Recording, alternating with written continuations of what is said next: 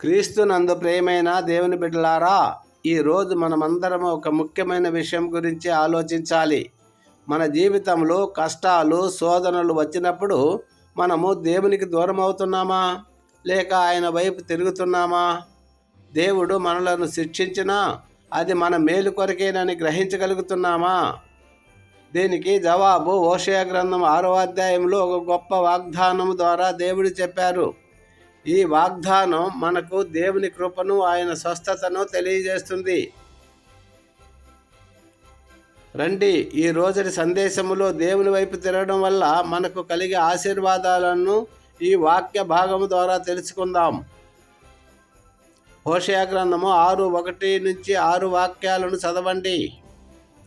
ప్రియమైన విశ్వాసులారా, హోషేయ 6:1లో దేవుడు ఒక గొప్ప వాగ్దానం చేశారు. ఆయనే మనల్ని స్వస్థపరచును, ఆయనే మనలను బాగు చేయును. హల్లెలూయా. అవును మిత్రమా, దేవుడు మనల్ని శిక్షించిన అది మన మేలు కొరకే. ఆయన మనల్ని చీల్చి ఉన్నా ఆయన మనల్ని స్వస్థపరుస్తాడు. ఆయన మనల్ని కొట్టి ఉన్నా ఆయనే మనల్ని బాగు చేస్తాడు. ఇది దేవుని కృపను తెలియజేస్తుంది. బైబిల్ గ్రంథములో ఇర్మియా 30:17లో ఒక గొప్ప వాగ్దానం ఉంది.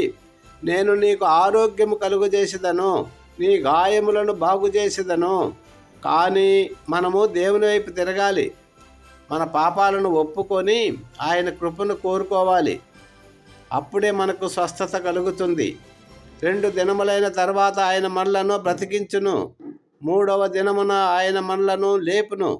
అప్పుడు మనము ఆయన సముఖమందు జీవించదము. హల్లెలూయా అని హోషేయ 6:2లో దేవుడు చెప్పారు. ఇది మనకు పునరుత్థాన నిరీక్షణను ఇస్తుంది. ప్రార్థన లేని ఇల్లు తాళము లేని తలుపు వంటిది.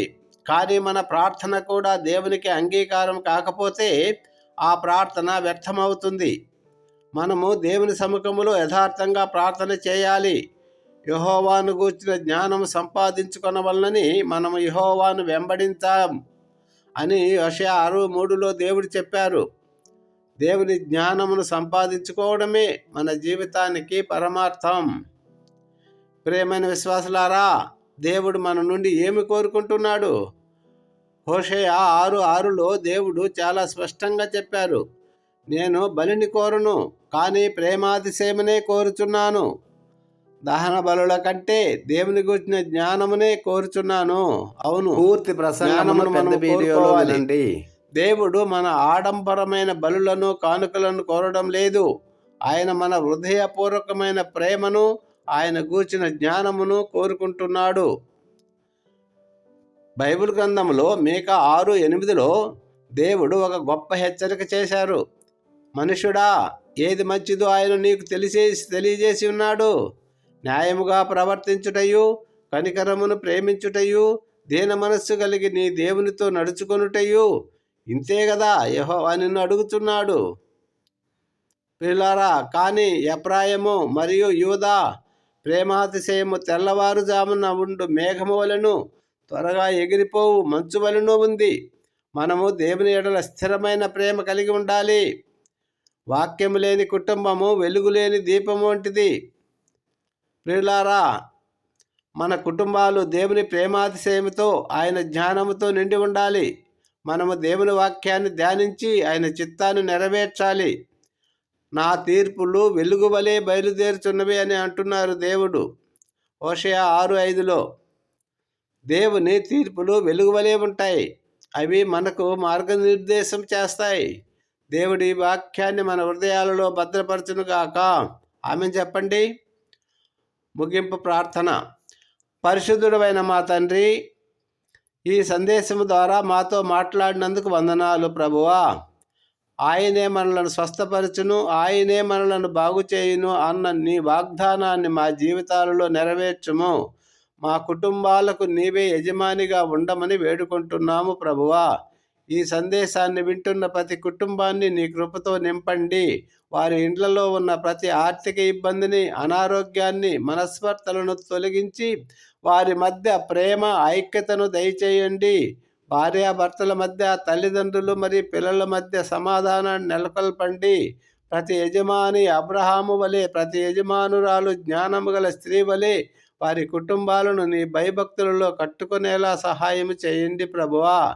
మా పిల్లలను నీ రక్షణ కంచెలో భద్రపరచండి. వారి ఉద్యోగాలలో తోడుగా ఉండండి. ముఖ్యంగా చిన్నపిల్లలు ఎగ్జామ్స్ రాస్తున్న వారిని బాబా జ్ఞాపకం చేసుకొని వారు మంచిగా ఎగ్జామ్ రాయటకు వారి నుంచి భయం తీసివేయమని, సమయస్ఫూర్తిమైన జ్ఞానం దయచేయమని వేడుకుంటున్నాం.